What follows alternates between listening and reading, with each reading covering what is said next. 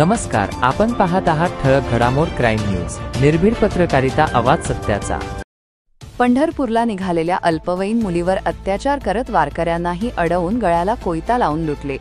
वारीच्या निमित्ताने संतांच्या पालख्या पंढरपूरकडे मार्गस्थ झाल्या असून लाखो वारकरी माऊली माऊलीचा जयघोष करत विठुरायाच्या दर्शनासाठी पंढरपूरकडे निघाले असताना आता या वारीतून एक धक्कादायक बातमी समोर येत आहे।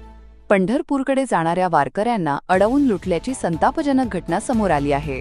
तसेच एका अल्पवयीन मुलीवर अत्याचार करण्यात आला आहे। दौंड तालुक्यातील स्वामी चिंचोली येथे ही धक्कादायक घटना घडली आहे। पंढरपूरकडे जाताना वारकरी वाटेत चहासाठी थांबले होते। त्यानंतर गाडीत बसताना 2 जण गाडीवरून आले। या 2 जणांनी वारकऱ्यांच्या गळ्याला कोयता लावला। पोलिसांकडून अज्ञातांचा शोध सुरू। यानंतर 2 जणांनी वारकऱ्यांना लुटून नंतर अल्पवयीन मुलीला काही अंतरावर नेले आणि तिच्यावर अत्याचार केला आहे। या घटनेमुळे दौंडमध्ये एकच खळबळ उडाली आहे।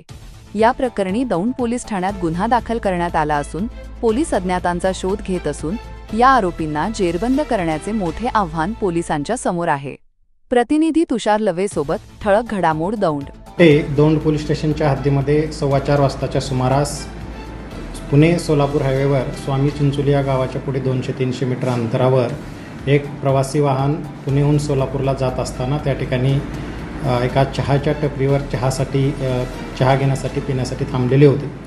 त्यावेळेस एका वाहनावरून 2 त्या ठिकाणी युवक येऊन त्यांच्यावर जबरदस्तीने कोयता दाखवून त्यांच्या अंगातलं जे ज्वेलरी आहे त्यांनी ते जबरदस्तीने हिसकावून घेतलेलं आहे।